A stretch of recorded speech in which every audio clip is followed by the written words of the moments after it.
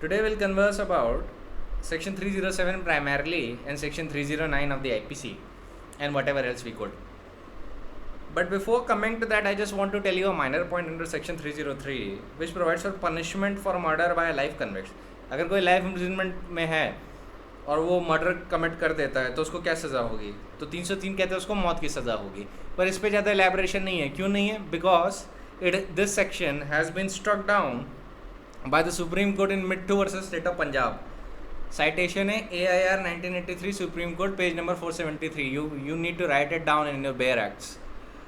अब एक चीज़ का ध्यान रखिएगा कि एग्ज़ाम में ज़्यादातर क्वेश्चन प्रीलिम्स में ही ये आएगा कि सेक्शन 303 कौन से केस लॉ में स्ट्रक डाउन किया गया.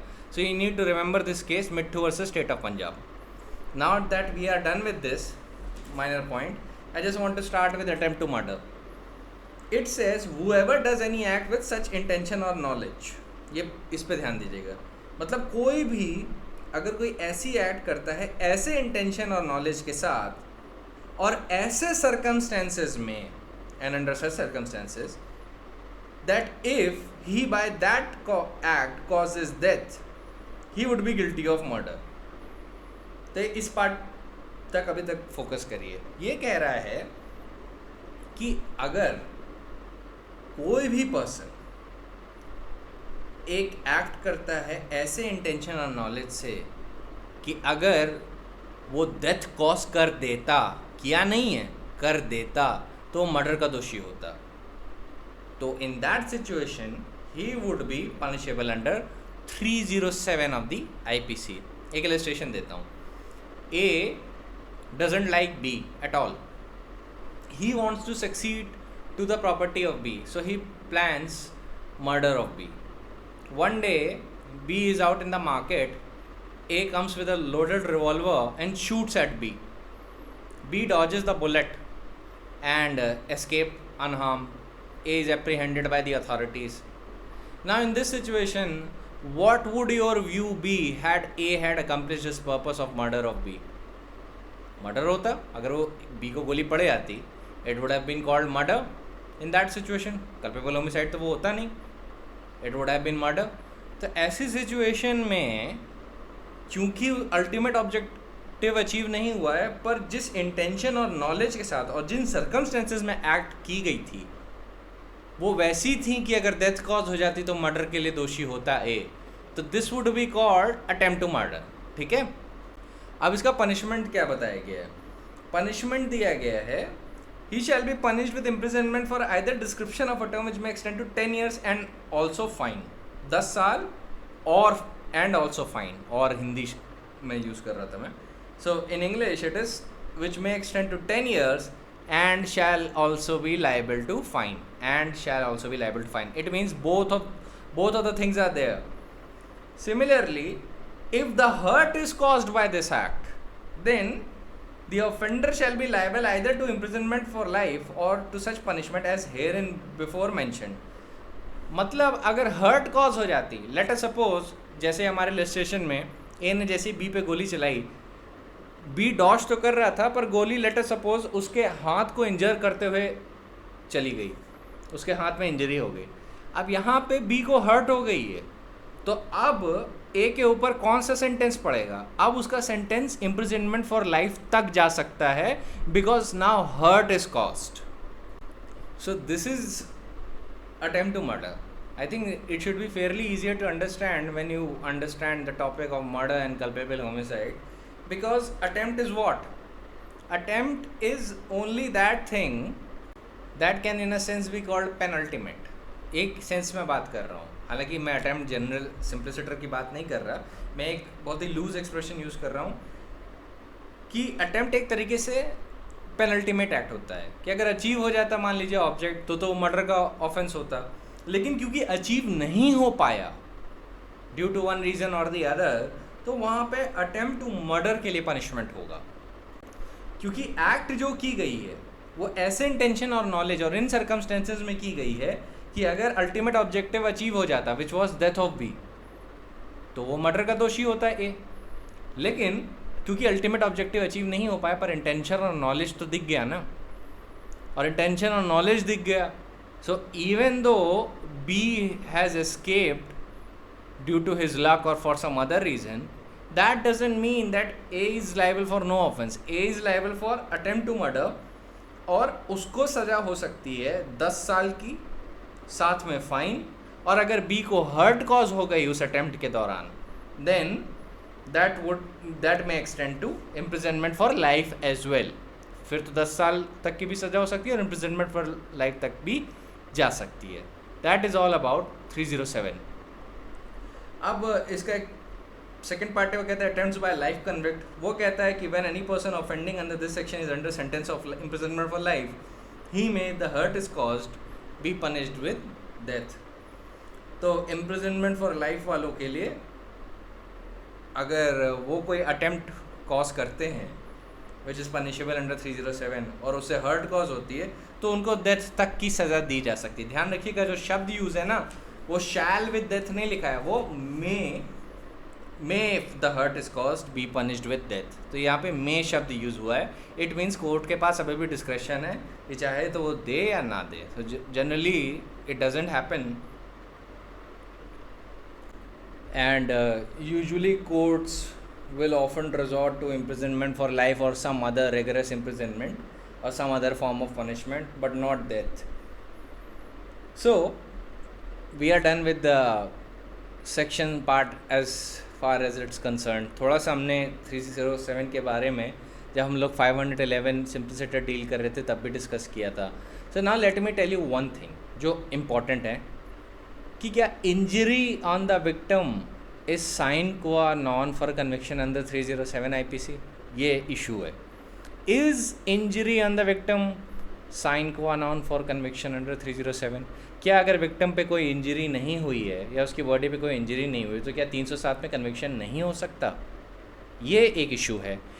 इस इशू का एक आंसर सीधे से ले लीजिए कि 307 कहीं भी रिक्वायर नहीं करता कि for an attempt to murder the injury should be cause to the victim. कहीं भी रिक्वायर नहीं करता. Remember, to justify a conviction under section 307, it is not essential that bodily injury capable of causing death should have been inflicted. It is not essential at all. Although the nature of the injury actually caused may often give considerable assistance in coming to a finding as to the intention of the accused, such intention may also be deduced from the other circumstances and may even in cases be ascertained without any reference at all to the actual wounds. The section 307 makes a distinction between an act of the accused and its result, if any. Such an act may not be attended by any result so far as the person assaulted is concerned, but still there may be cases in which the culprit would be liable under this section. It is not necessary that injury actually caused to the victim of the assault should be sufficient under ordinary circumstances to cause death of a person assaulted. What court sees under 307 cases is whether the act, irrespective of its result, was done with the intention or knowledge and under the circumstances mentioned in the section. An attempt in order to be criminal need not be a penultimate act. It is sufficient in law if there is present an intent coupled with some overt act in execution thereof. तो simply put ये जो point है 307 का, वो simple सी यही बात कहता है कि हम नहीं रिक्वायर करते कि किसी को हर्ट हो. हालांकि अगर हर्ट हो जाए तो ये बेटर असिस्ट करेगा कोर्ट को in coming to a conclusion कि किस इंटेंशन और नॉलेज के साथ काम किया गया था. But independently of hurt also court में determine by referring to the fact and circumstances of the case that intention or knowledge and the circumstances were there that had the ultimate object been achieved, then the perpetrator would have been guilty of murder. तो फिर इसका एक illustration लेते हैं जिसमें hurt नहीं हुई है पर A is guilty of attempt to murder. तो वही सिचुएशन इमेजिन कर लीजिए, A ने B पे गोली चलाई, ठीक है, अंडर सच सर्कमस्टेंसेस कि अगर बी मर जाता तो मर्डर की सज़ा होती उसको.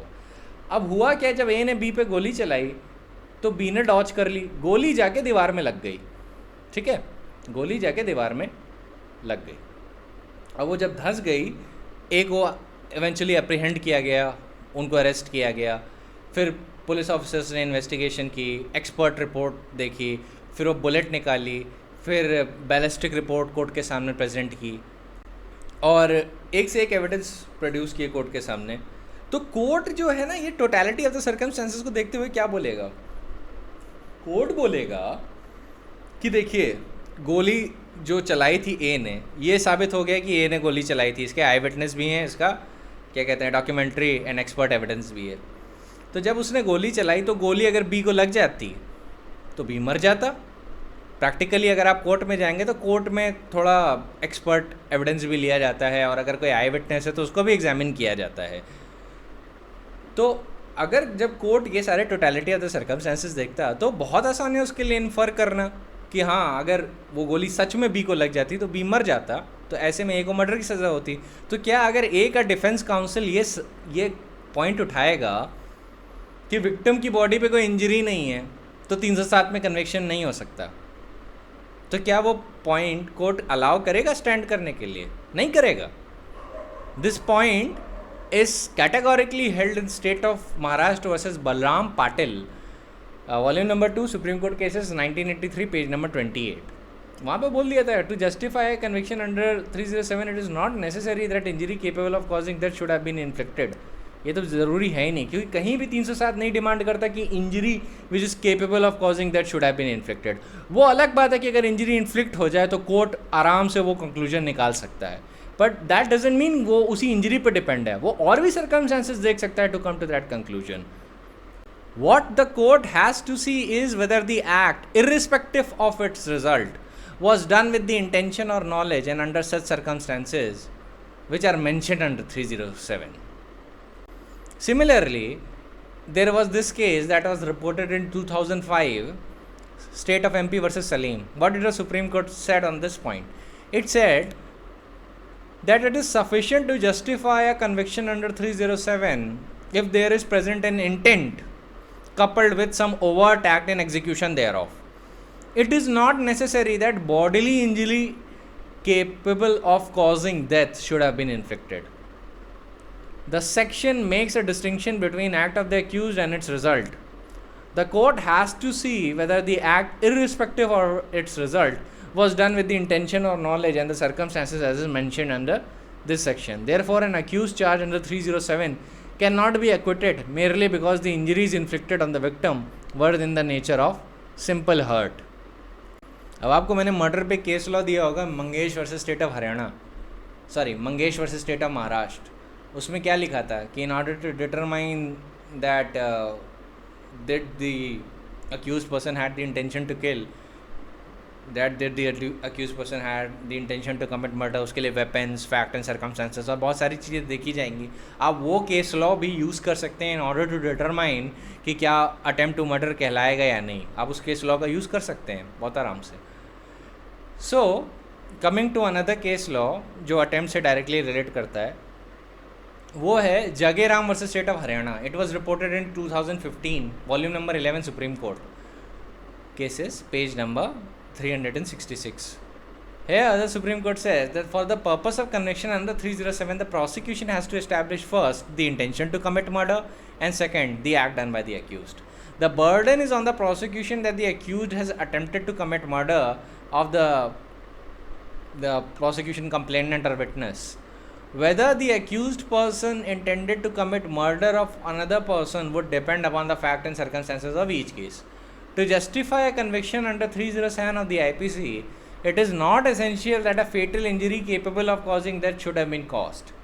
Although the nature of the injury actually caused may be of assistance in coming to a finding as to the intention of the accused, such intention may also be adduced from other circumstances. The intention of the accused is to be gathered from those circumstances like the nature of the weapon used, words used by the accused at the time of the incident, motive of the accused, parts of the body where the injury was caused, nature of the injury, severity of blows given, etc. Jageram versus state of Haryana ने भी Mangesh versus state of Maharashtra का थोड़ा सा point ले लिया था, लेकिन आप वो case law as far as relates to gathering intention of murder part, कि किस तरीके के वेपन यूज़ किए, क्या मोटिव था, क्या बोला, कैसी इंजरी कॉज की, वो सारी चीज़ आप उस केस लॉ की भी यूज़ कर सकते हैं। तो कोर्ट क्या कह रहा है ना, वेरी सिंपल वे कह रहा है कि इंजरी की ज़रूरत नहीं है, लेकिन अगर इंजरी हो जाती तो कोर्ट बड़े आराम से उस कंक्लूजन पे आ जाएगा। Similarly court in order to determine that there was an intention, वो अक्यूज से थोड़ी ना पूछेगा कि तुम्हारा इंटेंशन था या नहीं।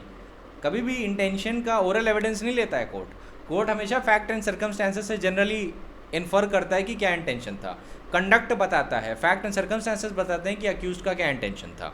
सो intention is to be gathered from the nature of the weapon used, words used by the accused, his conduct, the motive of the accused, the parts of the body where the injury was given, and the severity of blows। ये सारी चीज़ें court देख सकता है to come to conclusion. कोई भी exhaustive list तैयार नहीं की है, ये सिर्फ इलस्ट्रेटिव लिस्ट है आपको एक आइडिया देने के लिए कि क्या क्या चीज़ें कोर्ट रिफर कर सकता है to come to that conclusion.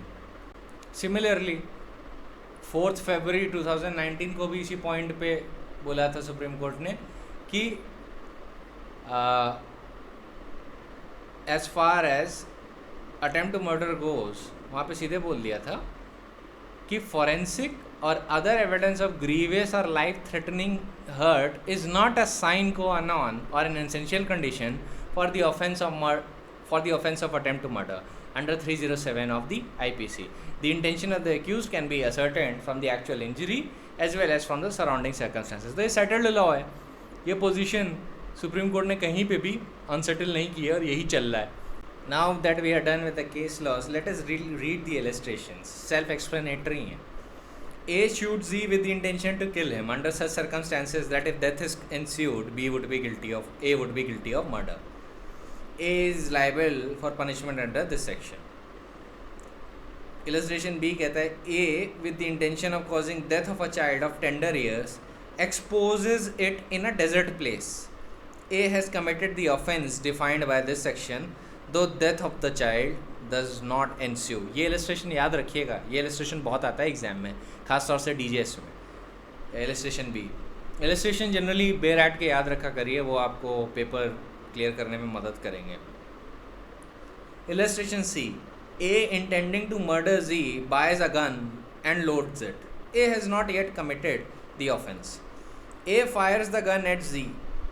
He has attempted the offence defined in this section, and if by firing he wounds Z, he is liable to the punishment provided by the latter part of first paragraph of this section।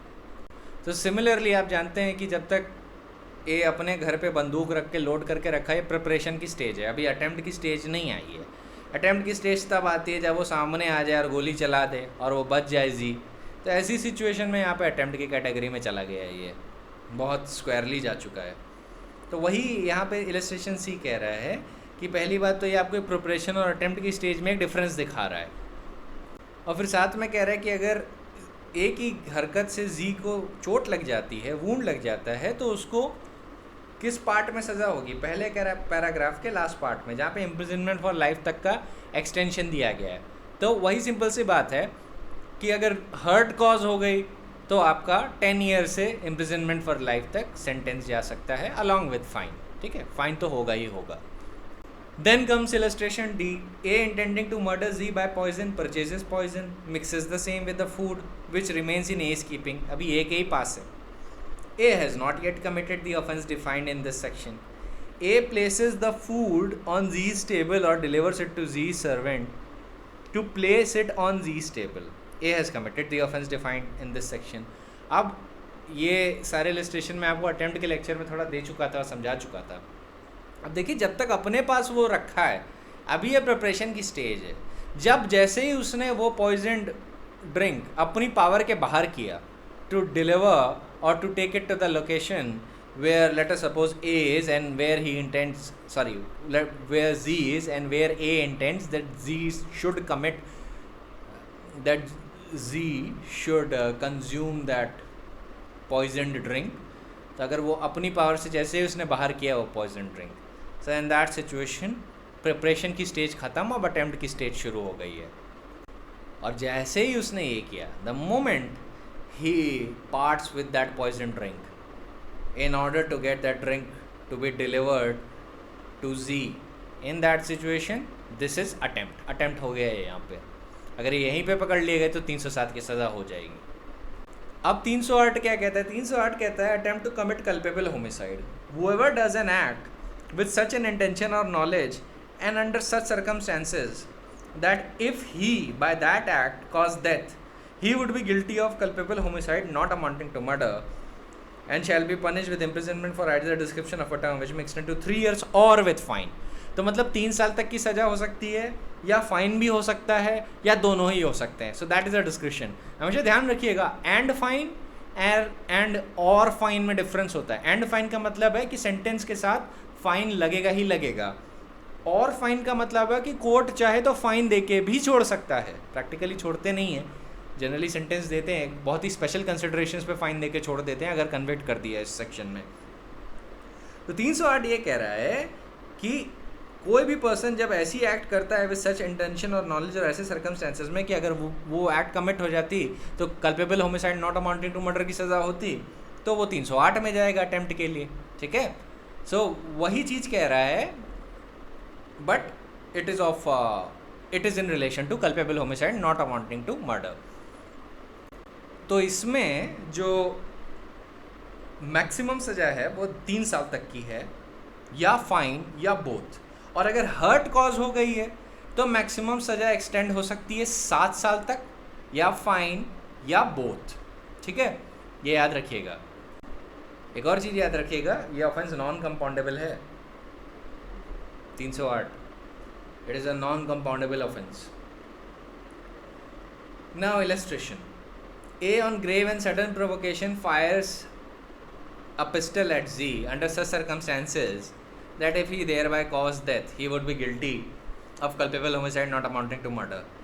A has committed the offence defined under this section. अब आप वही situation imagine कर लीजिए कि let us suppose, बहुत simple रखते हैं, section 300 के 5 एक्सेप्शन हैं. अब हम लोग ग्रेव एंड सडन प्रोवोकेशन के एग्जाम्पल लेते हैं. ए जो है, he saw be having sexual intercourse with his wife, ये ग्रेव और सडन प्रोवोकेशन की कैटेगरी में चला जाएगा. He gets really angry and he picks up a gun nearby and shoots at B. B is injured but he does not die. What would be this situation? Would he be liable for attempt to murder? No. He would be liable under 308 for attempt to commit culpable homicide not amounting to murder. Now we come to the point of attempt to commit suicide. ये एक लौता offence कहा जाता है जिसकी ultimate act punishable नहीं है, क्योंकि अगर सुसाइड अकम्प्लिश हो गई तो you are beyond punishment because the person concerned is dead. So 309 is about attempt to commit suicide, and it says whoever attempts to commit suicide and does any act towards the commission of the offence, he shall be punished with simple imprisonment for a term which may extend to 1 year, or with fine, or with both. अब let me tell you कि ये जो सेक्शन है ये practically redundant हो गया है, क्योंकि मेंटल हेल्थ एक्ट जो है 2017 का, उसका सेक्शन 115 कहता है कि notwithstanding anything contained in section 309 of the IPC, any person who attempts to die by suicide shall be presumed unless proved otherwise to have severe stress and shall not be tried and punished under the said code. तो basically section 115 of mental health act overrides this section 309 of the IPC. इस act ने in effect decriminalise कर दिया है 309 को. अब वो generally माना जाता है जो व्यक्ति अपनी जान लेना चाह रहा है वो इतने सीवियर स्ट्रेस में है, उसको रिहेबिलिटेशन की ज़रूरत है, उसको साइकोलॉजिकल काउंसलिंग की ज़रूरत है, उसको पनिशमेंट की ज़रूरत नहीं है जेल में, राइट. तो एक हिस्ट्री भी आपको बता दूं कि 309 जो था ना, ये एक थियोलॉजिकल लॉ था. थियोलॉजिकल लॉ इस सेंस में कि in Catholic Christianity the taking of your own life is considered an act of rebellion towards God. It is considered an act of rebellion towards God, and if you succeed in taking your own life, then you would be a member of hell. You would be thrown into hell because you have rebelled against God. Because God is the person who gave you life, and by rebelling against Him, you took away your own life. It was an act of which you never had a right to begin with. In essence, something it was like Roman Catholic Church was like that suicide is objectively a sin because it violates the first commandment, that is, thou shalt not kill. And if you are rebelling against the act of God, the God who has given you life, and by taking away your own life, you have made sure that you are a denizen of hell now. So this is what was the position of the Catholic Church. And Lord Macaulay, in one way or the other, was actually influenced by it. देखिए, ध्यान रखिएगा, when Britishers made the laws for India, तो जितने भी laws थे इनमें mostly you will see a tint of Orthodox Christianity and Judeo-Christian laws का एक root ज़रूर मिलेगा. You will always find a theological root of many of these sections, and suicide is one of them. And now this is why the Judeo-Christian view was there that we should prevent people from committing suicide, otherwise they will become fuel for hell, and we do not want that situation. That is why at least what we should do is make attempt to punish suicide punishable under IPC. And now that was not a very bright idea. So as long as 2015 we have seen that this law on the statute books had the effect of actually punishing people who have attempted to commit suicide. It is only in 2017 when the Mental Health Care Act was enacted, and there was this section 115 which categorically mentioned that it overrides section 309, saying that notwithstanding anything contained in 309 of the IPC, any person who attempts to die by suicide shall be presumed, unless contrary proved otherwise, to have severe stress and shall not be tried and punished under the said code. तो आप खुद ही सोच सकते हैं कितनी absurd proposition था कि एक आदमी डिप्रेशन में अपनी जान लेने की कोशिश करता है और फिर अगर वो बच गया तो आप उसको रिहेबिलिटेट करने की बजाय, काउंसलिंग करने की बजाय आप उसको जेल में डाल दो. It is an absurd proposition. So right now the parliament has awakened and it has actually realized that these kinds of provisions are not to be actually enforced in principle. इनको enforce करना चाहिए नहीं. लेकिन देखिए अभी भी ये statute book में है, repeal नहीं हुआ है. The law is not dead. Law is very much there. The law has simply been overridden by section 115 of Mental Health Care Act 2017. वो सिर्फ override हुआ है. अच्छा, एक इंटरेस्टिंग बात बताता हूँ. इन state versus Sanjay Kumar Bhatia, division bench of high court of Delhi observed long ago in 1980s that continuance of section 309 IPC is an anachronism unworthy of human society like ours. The provision like 309 IPC which has no justification has no right to continue to remain on the statute book. वो इस sense में बोल रहे हैं कि यार ये कैसा एब्सर्ड प्रोविजन है कि जहाँ पे एक आदमी जिसको काउंसलिंग की ज़रूरत है, जिसको रिहेबिलिटेशन की ज़रूरत है, तुम उसको जेल में डालने का प्रोविज़न बना रहे हो. तो इस सेंस में दिल्ली हाई कोर्ट ये बात बोल रहा था. और ध्यान रखिए ये बात उसने कितना पहले बोली थी. एक्चुअली जजमेंट 1985 में रिपोर्ट हुआ था, 1985 criminal law journal page number 931. अब आप जब भी लॉज पढ़ेंगे आप रियलाइज़ करेंगे कि जो 95% ऑफ लॉज जो हैं उसके पीछे जुडिशरी की बैकिंग होती है. जुडिशरी उसकी रूट सबसे पहले तैयार करती है, and is only later that the legislature is crystallising those provisions. तो आप देख लीजिए कि the High Court was aware about these situations in 1985 जो पार्लियामेंट अब कर रही है. You will find this in many other law. CRPC में जैसे आपने देखा होगा सेक्शन 41 ABCD लाया गया है, सेक्शन 50A लाया गया है, सेक्शन 54 में भी अमेंडमेंट हुआ है. वो क्या DK Basu versus state of West Bengal की गाइडलाइंस ही तो इनकॉर्पोरेट की हैं, etcetera etcetera. So you will always find कि लेजिस्लेचर की एक्ट से पहले जुडिशरी ने एक्ट किया होता है, जुडिशरी ने रूट तैयार की होती है. So for that reason we should be very respectful towards judiciary that it is aware about the rights and the humanist view long before the democratic parliament is aware.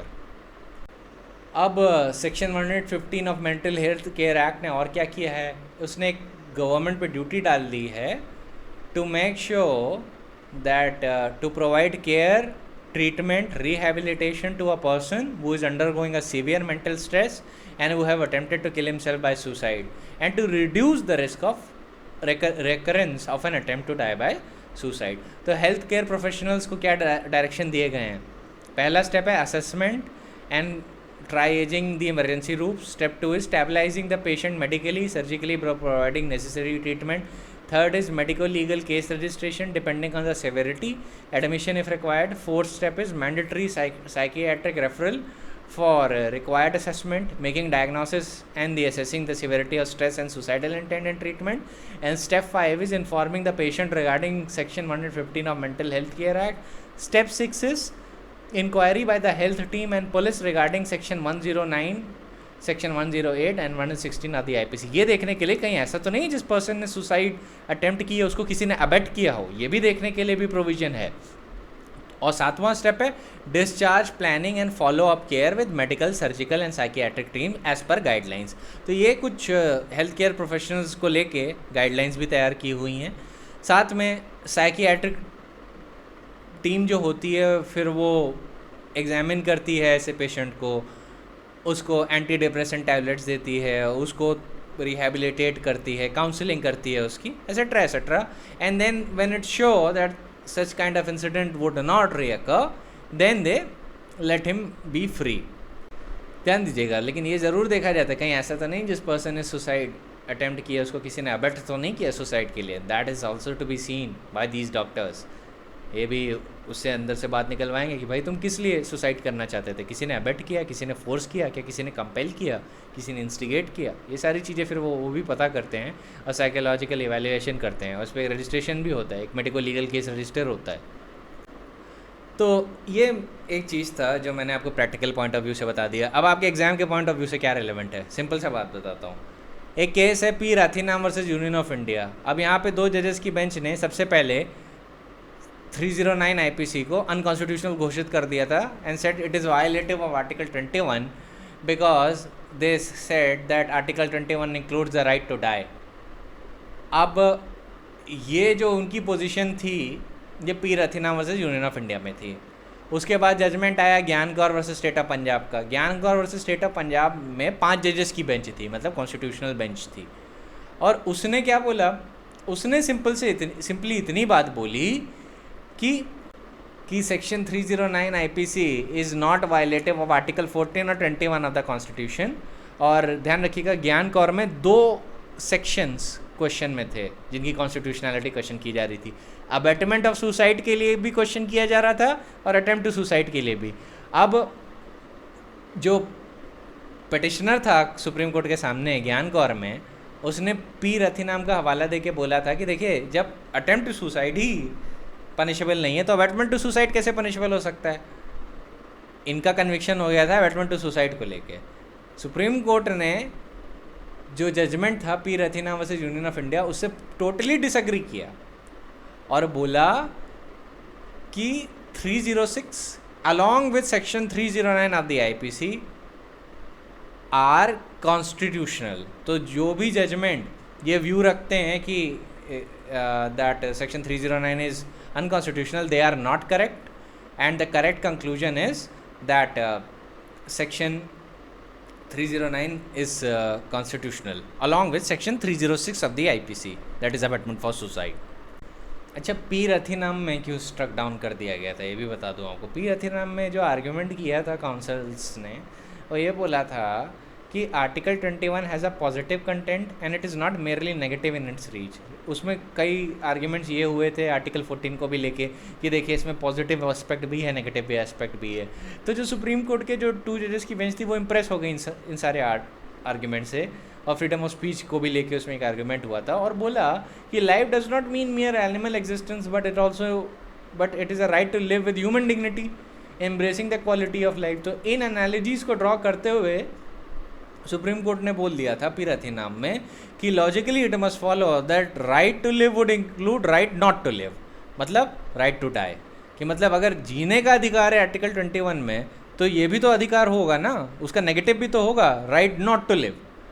तो उस conclusion में आके उन्होंने 309 को स्ट्रक डाउन कर दिया था। अब देखिए 2 जजेस की बेंच थी, जब ज्ञान कौर का जजमेंट आया और डायरेक्टली कॉन्स्टिट्यूशनल वैलिडिटी 306 के क्वेश्चन में आई और साथ में 309 की भी क्वेश्चन में थी उसके सामने, तो सुप्रीम कोर्ट टोटली इस व्यू से डिसएग्री कर गया था ज्ञान Kaur versus state of Punjab में, और बोलता है कि आप ऐसा पॉजिटिव और नेगेटिव एस्पेक्ट नहीं क्रिएट कर सकते।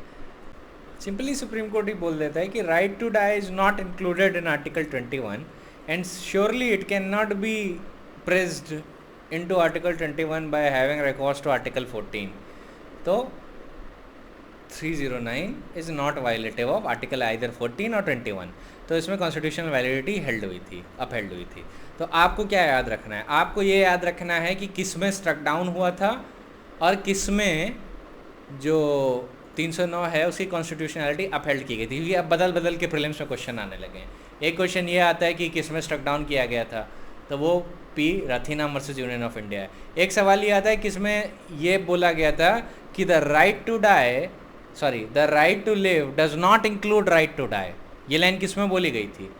ये बोली गई थी श्रीमती ज्ञान Kaur versus state of Punjab में। यहाँ पे सुप्रीम कोर्ट ने कैटेगोरिकली पाया कि 309 and also section 306 is not violative of article 14 और 21। एक और क्वेश्चन ये भी आ सकता है कि ज्ञान कौर में कौन कौन से क्वेश्चन चैलेंज थे, कौन कौन से provision of the IPC were under challenge. तो ऑप्शन में आपको मिलेगा प्रीलिम्स में 306, 309, C both A and B, D none of the above. तो ज़्यादातर लोग जो होते हैं 309 पे मार देते हैं। करेक्ट आंसर है सी 306 एंड 309, क्योंकि दोनों ही चैलेंज में थे सुप्रीम कोर्ट के सामने in Gian Kaur versus state of Punjab. When you read the judgment you will understand. I have reduced it in the study notes. आप देखिएगा यू विल फाइंड कि 306 भी चैलेंज में था, क्योंकि पटिशनर जो था ना वो कन्विक्ट ही हुआ था 306 को लेके। वो चाहता था कि पी रथी नाम के बेसिस पे मैं 306 को क्वॉश करवा लूँ। 306 क्वॉश हो गया, मेरा सेंटेंस एंड हो जाएगा ऑटोमेटिकली, और कन्विक्शन भी। सुप्रीम कोर्ट डिसएग्री कर दिया, उसने 309 को भी रिवाइव कर दिया। Disagreed with the judgment of P Rathinam versus Union of India totally. ठीक है, तो याद रखिएगा ज्ञान कौर प्राइमरली याद रखिएगा, ज्ञान Kaur versus state of Punjab. अब ऑन ईयर 2018 एक जजमेंट आया common cause the registered society versus Union of India का, और 5 जजेस की बेंच ने एक चीज़ हेल्ड की। अब ये पैसिव यूथनेजिया के पॉइंट ऑफ व्यू से, मर्सी किलिंग के पॉइंट ऑफ व्यू से लेके, जहाँ पे बॉडी वेजिटेटिव स्टेट में। अब सबसे पहली बार पैसिव यूथनेजिया का जो क्वेश्चन आया था वो Aruna Shanbaug versus Union of India के केस में था, जहाँ पे पैसिव यूथनेजिया अलाउ किया गया था एक लिमिटेड एस्पेक्ट में। लेकिन दिक्कत ये थी, ये 2 जजेस की बेंच थी, Aruna Ramachandra Shanbaug versus Union of India. तो एक प्रॉब्लम ये था कि 2 जजेस की बेंच 5 जजेस का जजमेंट ओवर रूल नहीं कर सकती। तो basically it laid down a bad law, it laid down a contradictory position. तो ज्ञान कौर कह रहा था राइट टू डाई नहीं है, it does not include right to die. पर ये भी सिचुएशन आपको समझनी चाहिए जहाँ पे बॉडी वेजिटेटिव स्टेट में पहुँच चुकी है, जहाँ पे बॉडी का एसेंस गायब हो चुका है। It is only just the material that is left behind, it is not the person that is left behind, it is the body which is just breathing, person नहीं है उसके अंदर। सो इन दैट सिचुएशन जब body vegetative state में पहुंच जाती है, जब उसे आर्टिफिशियल चीज़ों से ज़िंदा रखा जा रहा है, मशीन से ज़िंदा रखा जा रहा है, so in that situation there is no point to make that person suffer for a long time. Aruna Shanbaug died, she was in a vegetative state, she died 42 years after the offense that was committed on her. Now what happened with Aruna Shonbog? Let me tell you a brief background. What happened was that on the night of 27th November, Shonbog was sexually assaulted by one named Sohan Lal Valmiki, and he was a sweeper on contract at the King Edward Memorial Hospital. Sohan Lal attacked her while she was changing clothes in the hospital basement. He choked her with a dog chain and then sodomized her. Due to this, it cut off the oxygen to her brain, resulting in a brainstem confusion, cervical cord injury, and cortical blindness. She was discovered in the morning at 7:45 a.m. By a cleaner. Due to this damage, she remained in a vegetative state from 1973 until her death in 2015. That was such a cruel twist of fate that I am actually having goosebumps while talking about it. That was the level of brutality. And in 2011, Supreme Court said yes, passive euthanasia can be allowed. But the problem was, from the legal point of view, that it was a 2-judges bench. Arna Shanbhag was a 2-judges bench. So then came another 5-judge bench in Common Cause versus Registered Society and said, with the passage of time, Supreme Court has expanded the spectrum of Article 21 to include within it the right to live with dignity as a component of right to life and liberty. Though the sanctity of life has to be kept at the highest pedestal, yet in the cases of terminally ill patients, where there is no hope for revival, priority shall be given to advance directive and the right to self-determination.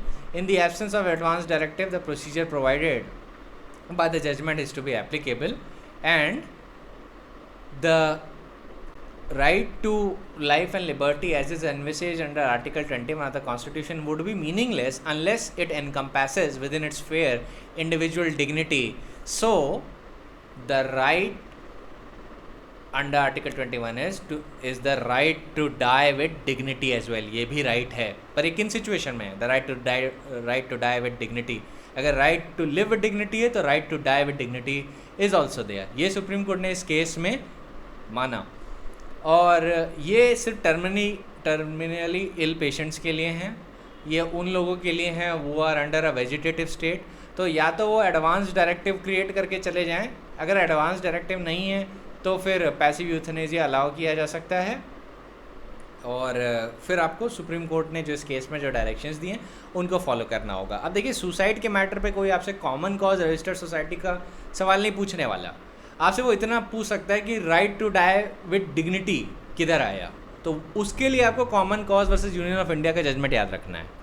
Always remember, right to die with dignity is only for the persons who are terminally ill और वो are in a persistent vegetative state with no hope for recovery, उन्हीं के लिए है.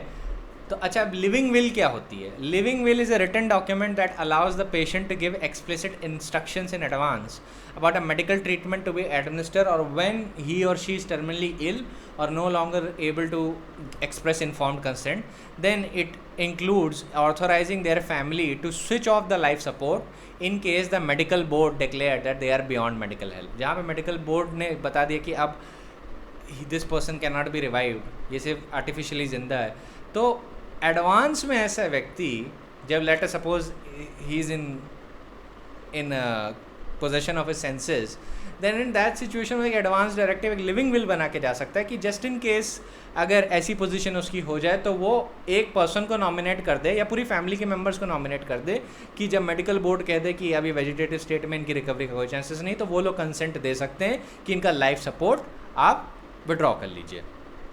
इन other words, it is to let him die with dignity. उसकी suffering मत बढ़ाइए. जब चांसेस ऑफ रिकवरी ही नहीं है, so why let him live by artificial means. वहाँ पे एक right to die with dignity के पॉइंट को एक्सेप्ट किया गया है. तो अच्छा, एडवांस डायरेक्टिव कौन एग्जीक्यूट करेगा? एडवांस डायरेक्टिव वही एग्जीक्यूट कर सकता है जो अडल्ट है, साउंड माइंड का है और हेल्दी स्टेट ऑफ माइंड में है और कम्युनिकेट कर सकता है और जो डॉक्यूमेंट एग्जीक्यूट कर रहा है उसको समझ सकता है. ये वॉलंटरली एग्जीक्यूट होना चाहिए बिना किसी कोअर्जन के. इसके अंदर इन्फॉर्म्ड कंसेंट दिखनी चाहिए without any undue influence. Then वो राइटिंग में होना चाहिए, clearly stating as to when the medical treatment में बी विड्रॉन एंड कैसे होगा और किस फॉर्म में होगा. That all he has to tell beforehand. And also it shall also state that when the medical treatment is to be withdrawn or no specific treatment shall be given which will only have the effect of delaying the process of death. तो death को delay करने के लिए ज़िंदा नहीं रखना artificial mean से, कि जहाँ पे वेजिटेटिव स्टेट में व्यक्ति है. I hope that you know vegetative state क्या होती है. वहाँ पे ना व्यक्ति कुछ देख पाता है ना समझ पाता है. He is just being kept alive bye artificial means. तो कभी कभी कुछ लोग जो बहुत डीप कोमा में होते हैं, जिनको आर्टिफिशियल मीन से ज़िंदा रखा जा रहा है, वो होते हैं. कई लोग का ब्रेन इंजरी ऐसी होती है कि they go due to that in vegetative state. तो ऐसे बहुत सारी चीज़ें होती हैं. तो उनको डिग्निटी से मरने देना चाहिए. उनकी जो ज़िंदगी है बची हुई, जो आर्टिफिशियल मीन से ज़िंदा रखी जा रही है, उसको पेन, एंग्विश और सफरिंग और या स्टेट ऑफ इनडिग्निटी में नहीं रखना चाहिए.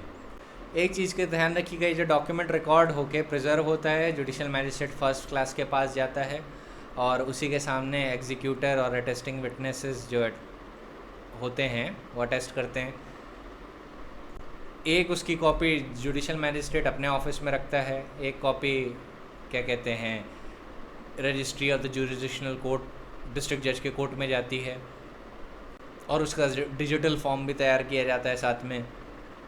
और उसके बाद ये जो JMFC होता है, he causes to inform immediate family members of the executor, अगर वो साथ में नहीं है at the time of execution, to make them aware about the execution of such document. कब ऐसे डॉक्यूमेंट को इफेक्ट दिया जाएगा? ऐसे एडवांस डायरेक्टिव को तभी इफेक्ट दिया जाएगा, या लिविंग विल को तभी इफेक्ट दिया जाएगा जब ये पूरी तरीके से सेटिस्फाइड हो जाए by the opinion of medical board कि the person is the executor of the living will is terminally ill and is undergoing prolong treatment or is surviving on the life support, and the illness of the executor is incurable and there is no hope of recovery.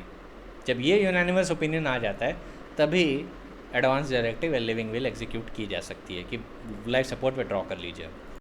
फिर medical board वो जो opinion देता है उसमें general medicine, cardiology, neurology, nephrology, psychiatry, oncology, उन सारे लोग एक साथ बैठते हैं और फिर एक यूनानिमस ओपिनियन देते हैं या फिर डेलिब्रेशन करते हैं कि ऐसी सिचुएशन में क्या करना चाहिए, क्या लाइफ सपोर्ट विड्रॉ करना सही चीज़ होगी या नहीं होगा।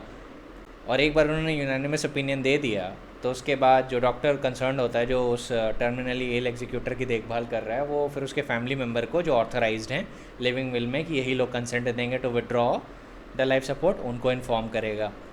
फिर जो जुरिसडिक्शनल कलेक्टर है, एक बार उन्हें हॉस्पिटल मेडिकल बोर्ड का सर्टिफिकेशन मिल गया तो जुरिसडिक्शनल कलेक्टर जो है उस एरिया का, वो एक मेडिकल बोर्ड कंप्राइज करेगा जिसमें चीफ डिस्ट्रिक्ट मेडिकल ऑफिसर बैठेगा और 3 एक्सपर्ट डॉक्टर बैठेंगे from the field of general medicine, cardiology, neurology etcetera. और फिर और जो उनका जो टोटल एक्सपीरियंस होना चाहिए मिनिमम 20 ईयर्स का होना चाहिए। वो सारे जो लोग हैं जिनका मेडिकल बोर्ड जुरिसडिक्शनल कलेक्टर ने बनाया है, वो फिर वहाँ पे जाएंगे, इंस्पेक्ट करेंगे and then may endorse a certificate to carry out the instruction given in advance directive. फिर जो चेयरमैन है मेडिकल बोर्ड का, जिसको कलेक्टर ने बनाया है, जो दूसरा मेडिकल बोर्ड है, उसका जो चीफ डिस्ट्रिक्ट मेडिकल ऑफिसर है, वो उस मेडिकल बोर्ड का डिसीजन जुरिसडिक्शनल जुडिशल मैजिस्ट्रेट को फॉरवर्ड करेगा और वो बताएगा कि एक डिसीजन लिया जा चुका है to withdraw the medical treatment which is being administered to the executor. तब जुडिशल मैजिस्ट्रेट फर्स्ट क्लास जो है, he shall visit the patient at the earliest and after examining all aspect authorise the implementation of the board. तो JM authorise करता है judicial magistrate first class. It is also open to the executor to revoke the document at any stage before it is acted upon and implemented। ये भी बात याद रखिएगा। अब अगर ऐसी सिचुएशन मान लीजिए कि एडवांस डायरेक्टिव को लेके उसके फैमिली मेम्बर्स को ये लगता है कि भाई अब इनका इलाज नहीं हो सकता, लाइफ सपोर्ट को विड्रॉ कर लेना चाहिए, पर लेट अस सपोज कलेक्टर ने जो मेडिकल बोर्ड बनाया है वो डिनाई कर देता है, परमिशन नहीं देता है, तो ऐसे में क्या करेगा? ऐसे में क्या किया जाएगा? ऐसे में you can approach the High court under article 226 of the constitution और उनसे डिमांड कर लीजिए कि वो एक कमेटी फॉर्म करें इस मैटर में देखने के लिए। तो हाई कोर्ट एक इंडिपेंडेंट कमेटी बनाएगा consisting of 3 doctors from the field of general medicine, cardiology, neurology, nephrology, psychiatry, oncology with the experience in critical care and with overall standing in medical profession of at least 20 years। फिर High Court shall hear the application expeditiously और फिर state के council को भी सुनेगा और फिर medical board की जो रिपोर्ट है जो उसने बनाई है उसको ध्यान में रखेगा, बाकी डिसीजंस देखेगा and then it may give the order on the specifically keeping in mind the best principle, the best interest of the patients. अब ये भी बात याद रखिए कि अगर जिस पर्सन ने एडवांस डायरेक्टिव बनाए हैं वो उनको रिवोक भी कर सकता है। Late us suppose he is in a state of mind, उसने एक बार वो डायरेक्टिव बनाए तो फिर आगे चल के वो चाहे तो उन्हें रिवोक भी कर सकता है, जहाँ पे भी चाहे, जहाँ पे भी उसका मन करे, जिस भी स्टेज पे वो हो, एक्सेप्ट उस स्टेज से पहले करना होगा जहाँ पे लाइफ सपोर्ट विड्रॉ किया जा रहा है, उस स्टेज से पहले करना होगा। एक और चीज़ याद रखिएगा, अगर एडवांस डायरेक्टिव क्लियर नहीं है या एम्बिगुअस हैं तो ऐसे केस में मेडिकल बोर्ड कभी भी कंसेंट नहीं देगा to withdraw the life support.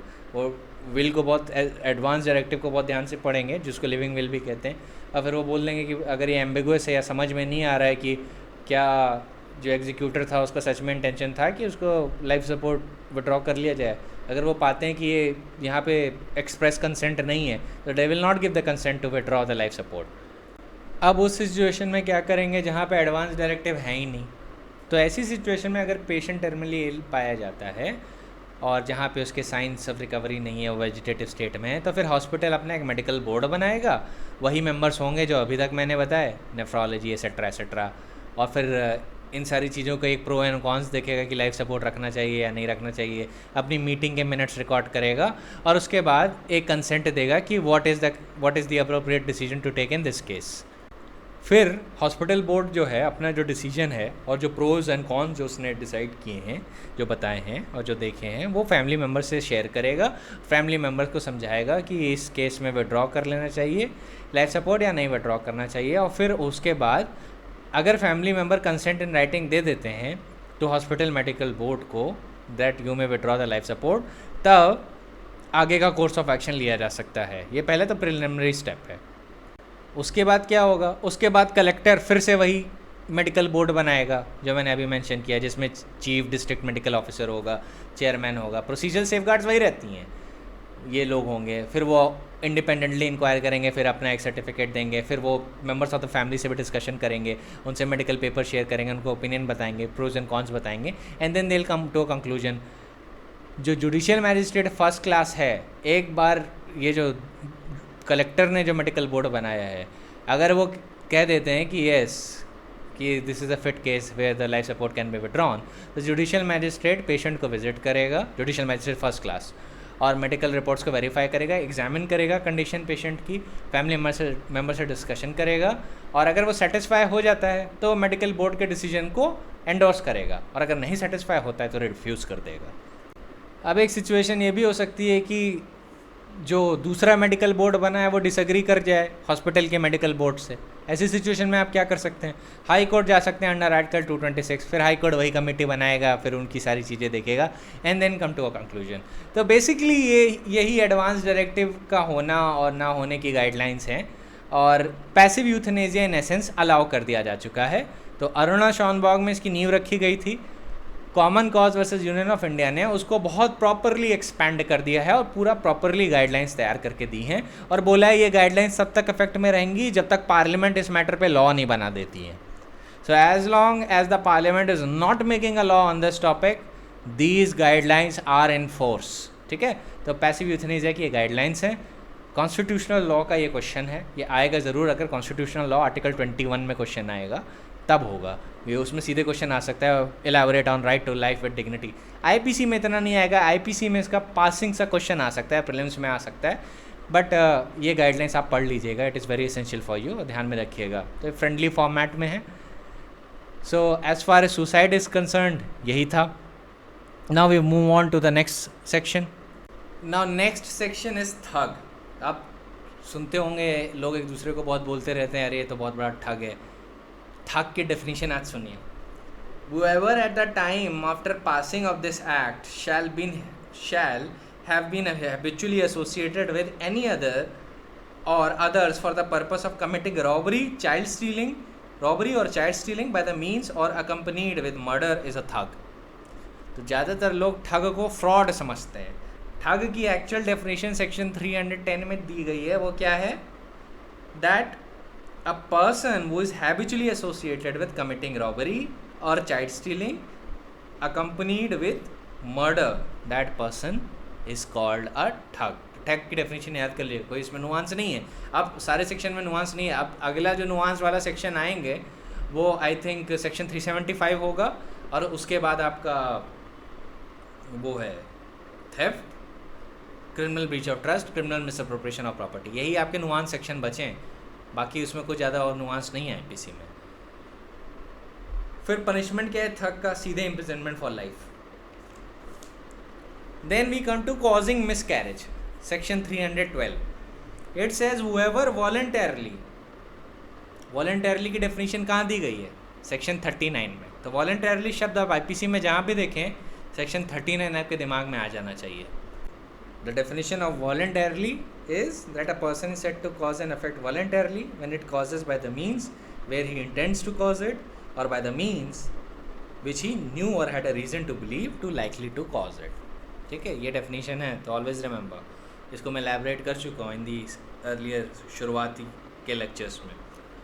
So whoever voluntarily causes a woman with child to miscarry shall, if such miscarriage be not caused in good faith, for the purpose of saving the life of the woman, be punished with imprisonment of either description of a term which may extend to 3 years, or with fine, or with both. And if the woman is quick with the child, shall be punished with imprisonment of either description of a term which may extend to 7 years, and shall also be liable to fine.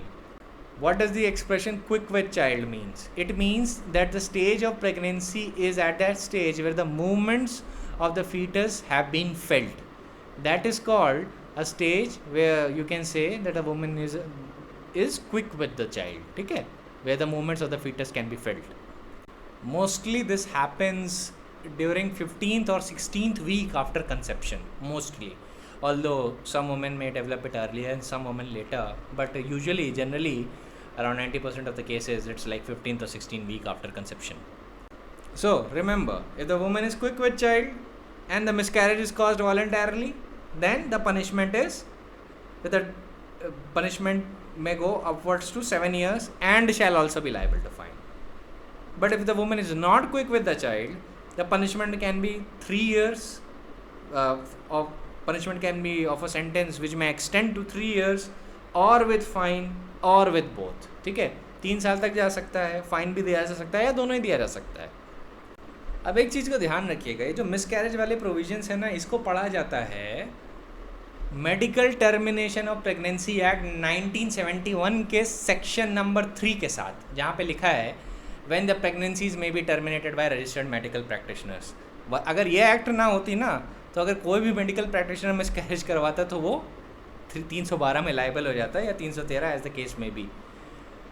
तो section 3 of the medical termination pregnancy act क्या कहती है? पहली बात तो वो non अब्स्टेंटिव clause से IPC को ओवरराइड करती है. कहती है not withstanding anything contained in IPC, a registered medical practitioner shall not be guilty of any offence under that code or under any other law for the time being in force if any pregnancy is terminated by him in accordance with the provision of this act.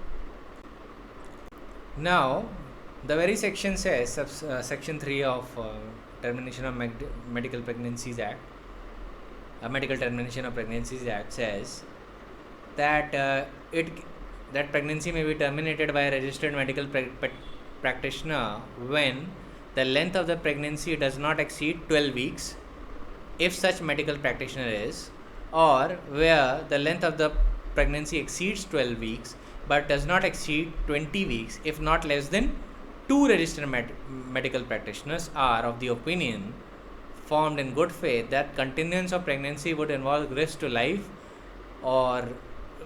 life of the pregnant woman or grave injury or of physical or mental health of the woman. मतलब ये simple सी बात कह रहे हैं कि अगर मान लीजिए जो प्रेगनेंसी है 12 वीक के अंदर की है, तो ऐसे में मेडिकल प्रैक्टिशनर जो है वो ये ओपिनियन बना लेता है कि अगर प्रेगनेंसी कंटिन्यू होने दी तो it would involve risk to life of the pregnant woman और कॉज ग्रेव इंजरी फिजिकल और mental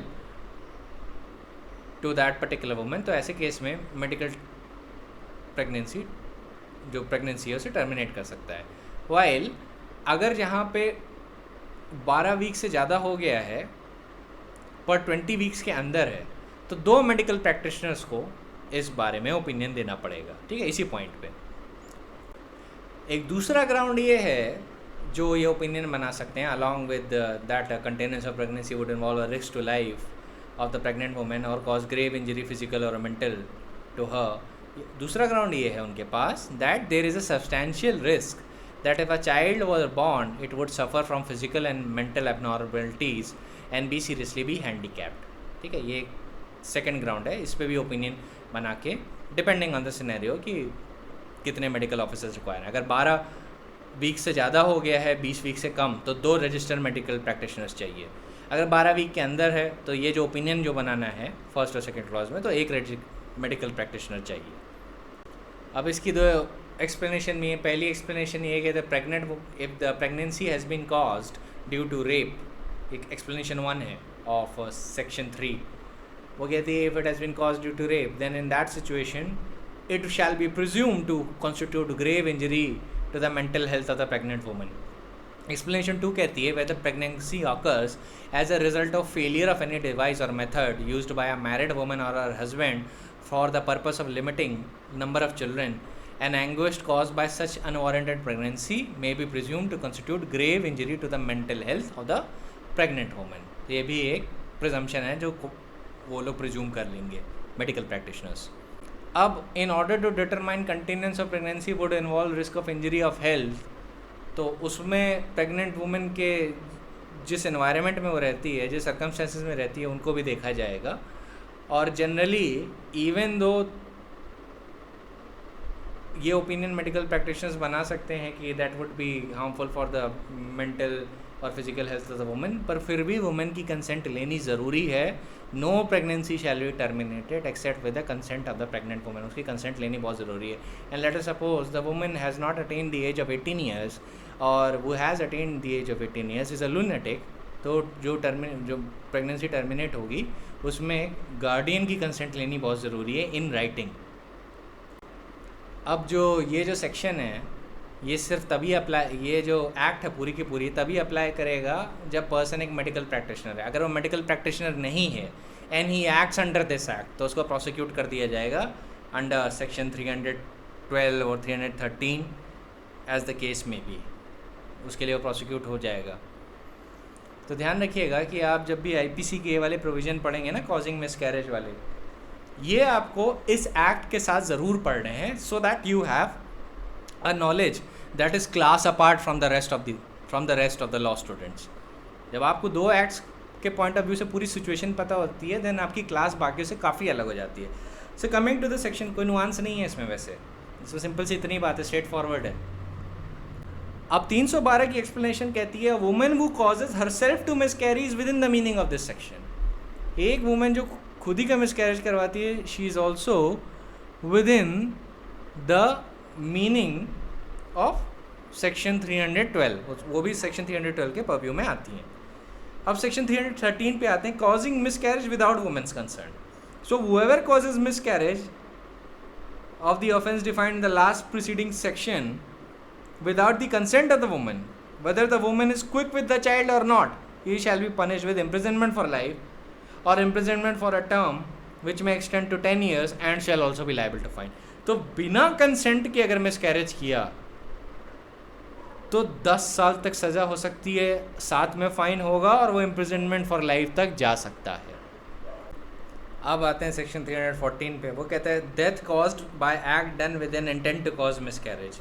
Whoever with the intent to cause miscarriage of a woman with child does an act which causes death of such woman shall be punished with imprisonment of either description of a term which may extend to 10 years and shall also be liable to fine. और second part में लिखा है कि अगर women की consent के बिना miscarriage करवाया जा रहा था और उसमें वुमेन की डेथ हो जाती है तो इम्प्रिजनमेंट फॉर लाइफ का पनिशमेंट हो सकता है. तो अगर कंसेंट लिए और कंसेंट लेने के बाद वुमन की डेथ हो जाती है during let us suppose the process of miscarriage, then in that situation the maximum sentence is 10 years along with fine and liable to fine है. और सेकेंड पार्ट में क्या कह रहा है, if the act is done without the consent of women then in that situation जो सज़ा है वो इम्प्रिजनमेंट फॉर लाइफ तक चली जाएगी या वो 10 साल रहे. ठीक है, इम्प्रिजनमेंट फॉर लाइफ तक जा सकती है और या कोर्ट चाहे तो 314 के जो फर्स्ट पार्ट है उसी के हिसाब से कन्विक्ट भी कर सकता है. सो अपर लिमिट ध्यान रखिएगा, अपर लिमिट है if the act of miscarriage is done without the women's consent and death is caused by an act done with an intention of causing miscarriage, then in that situation the maximum sentence can go up to imprisonment for life. ठीक है, and it is up to the court's description whether to give you imprisonment for life or whether to choose a period of imprisonment which may extend to 10 years along with fine. ठीक है, तो ये एक है 314 को ध्यान में रखिएगा. 314 में डेथ ऑकर होती है और डेथ किसकी ऑकर हो रही है यहाँ पे, वुमेन की डेथ ऑकर हो रही है. ठीक है, until and unless the child comes out of the womb, real world में जब तक वो नहीं आता, मतलब he does not has any part of his appearing in the outside world, then in that situation he would not be considered a person yet for the purpose of culpable homicide and murder. अभी उसे नहीं माना जाएगा. लेकिन उसका एक भी part बाहर आ गया, late us suppose is hand, तो आपको सेक्शन 299 की एक्सप्लेनेशन 3 याद होनी चाहिए, जो बोलती है causing death of a child in mother's womb is not homicide, but it may amount to culpable homicide to cause death of a living child if any part of the child has been brought forth though the child may not have been breathed और completely born. तो हमेशा explanation 3 of section 299 का ध्यान रखिएगा while reading with these provisions as well. ठीक है, even though when the child is in womb और miscarriage होता है, वो कल्पेबल होमिसाइड नहीं माना जाता. It is not considered murder of a child, but if any part of the child has been brought forth, बाहर आ गया है, तो इन दैट सिचुएशन वो कल्पेबल होमिसाइड माना जा सकता है, even though the child has not breathed his first. ठीक है, फिर नाउ एक्सप्लेनेशन इसकी कहती है it is not essential to this offence that the offender should know that an act is likely to cause death. तो यहाँ पे knowledge की कोई ज़रूरत ही नहीं है that act is likely to cause death. So this is a very strict provision. Then we come to section 315, act done with an intent to prevent child being born alive or to cause it to die after birth. Whoever before birth of the child does any act with the intention of thereby preventing that child from being born alive or causing it to die after its birth, and does by such act prevent the child from being born alive or cause it to die after its birth, shall, if such act not caused in good faith, तो good faith को mark कर लीजिए, for the purpose of saving life of the woman, इसको भी mark कर लीजिए, be punished with imprisonment for a description of a term which may extend to 10 years or with fine or with both. अब ये section 315 एक ही situation की बात कर रहा है. ये उस सिचुएशन की बात कर रहा है कि जहाँ पे कोई व्यक्ति ऐसा काम करता है टू मेक श्योर कि जो चाइल्ड वूम में है वो मर जाए, या that child doesn't remain alive after his birth, पर वो जो एक्ट करता है while the child is in womb.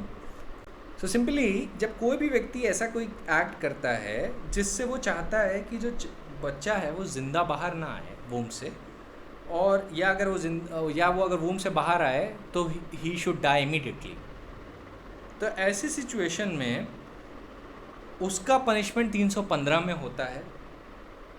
और 315 में अगर ये एक्ट जो की गई है it is not caused in good faith for the purpose of saving life of the mother, तो ऐसे सिचुएशन में चाइल्ड कह रहा हूँ अक्यूज्ड को पनिशमेंट कितने साल का होगा? 10 साल तक का जा सकता है, या fine.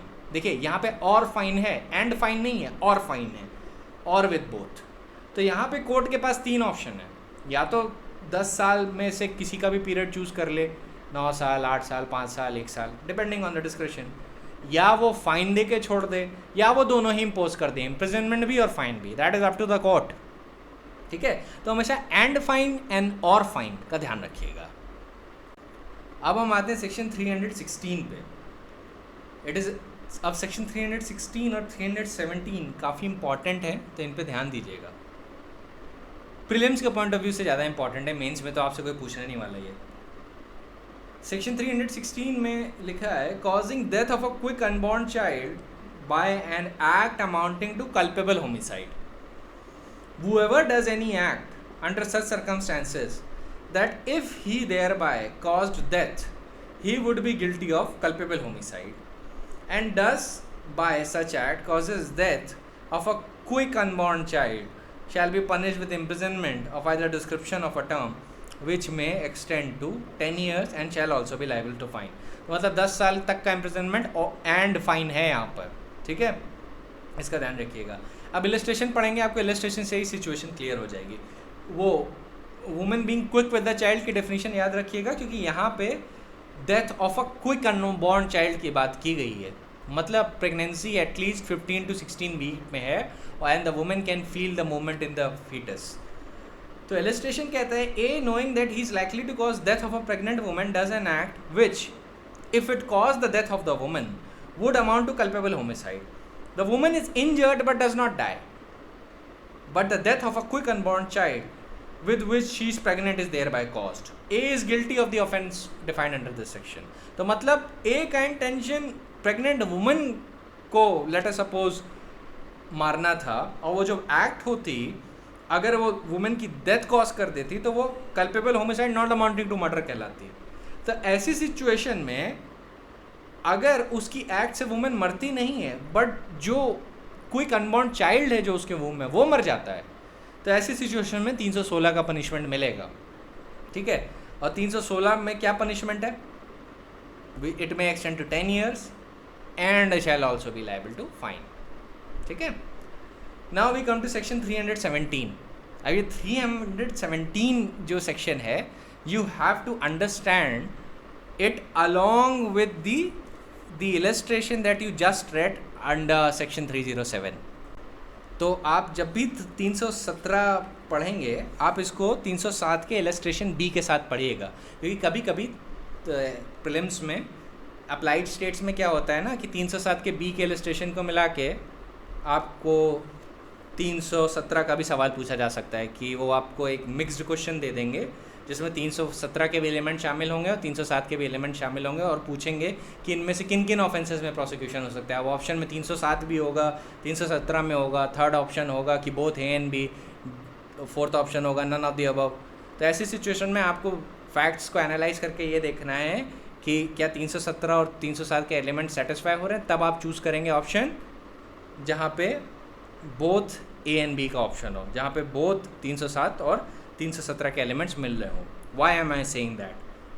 Just read the section, you will understand. Exposure and abandonment of a child under 12 years of age by parent और person having care of it, whoever being the father or mother of a child under the age of 12 years or having care of a such child, मतलब guardian भी आता है इसमें, shall expose or leave such child in any place with the intention of only abandoning। तो intention क्या है? Abandonment का है। 317 में इंटेंशन मर्डर का नहीं होता, इंटेंशन अबैंडनमेंट का होता है। तो ये वर्ड मार्क कर लीजिए, वोनली अबैंडनिंग सच चाइल्ड। वोनली अबैंडनिंग का मतलब ये होता है कि अब उस लड़के से कोई, लड़के या लड़की से जिसको अबैंडन किया जा रहा है, उससे कोई लेना देना नहीं है।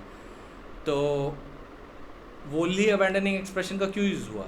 क्योंकि कभी कभी जब आप लेट अस सपोज स्कूल में कोई चाइल्ड देते हैं तो you are partially abandoning that child, partially उसे अबैंडन करते हैं, वो वोनली अबैंडनिंग नहीं कहलाएगा। जब वोनली अबैंडनिंग का जो पपोर्ट है वो उस सेंस में है कि जहाँ पे the parent or the guardian having the care of the child, he wants to expose or leave the child in such place and wholly abandon that child there and wants nothing to do with the child anymore, that is considered to be wholly abandoning the child।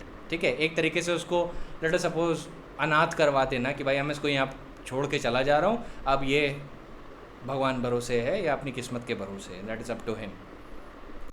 तो 317 में जो exposure और abandonment है ये main element है। और क्या किन के ऊपर ये लागू होता है? फादर और mother of the child. Child की एज कितनी होनी चाहिए? अंडर 12 years, और ये गार्डियन पे भी लागू होता है। इंटेंशन क्या होना चाहिए? Wholly abandoning the child. इसमें पनिशमेंट कितना है? 7 साल और फाइन और बोथ। अब एक्सप्लेनेशन देखिए क्या कहती है।